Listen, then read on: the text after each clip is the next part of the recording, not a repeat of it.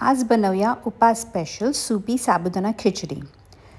इथे रात्री भिजवलेले 250 ग्रॅम साबुदाणा, 2 कच्चे मोठे स्लाइस केलेले बटाटे, 7 ते 8 हिरवी मिरची आणि 150 ग्रॅम अख्खे शेंगदाणे. सर्वात पहिलं आपण खिचडीला फोडणी घालून घेऊया. एका कढाईमध्ये अप्रॉक्सिमेटली 3 टेबलस्पून तेल टाका.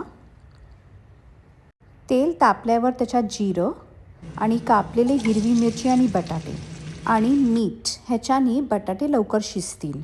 आता हे थोडं मिक्स करून घ्या. हे शिजेपर्यंत आपण साबुदाण्यामध्ये मीठ टाकूया अंदाजा आणि शेंगदाण्याचं कूट. आता हा मिक्सचर आपण बटाट्यामध्ये ओतूया आणि चांगलं मिक्स करून घेऊया.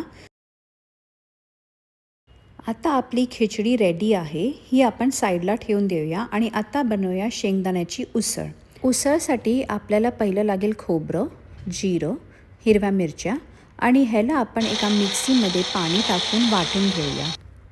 उसळच्या फोडणीसाठी आपल्याला लागेल तेल, जिरं आणि वाटलेलं खोबऱ्याचं मिक्सचर आणि अंदाजा मीठ आणि थोडं पाणी, कारण ही उसळ थोडी पाणीदार असते. थोडी उकडल्यावर त्याच्यामध्ये आपण टाकू भिजवलेले शेंगदाणे आणि शेंगदाण्याचं कूट. या उसळला आता 5 ते 7 मिनटं उकडू द्या.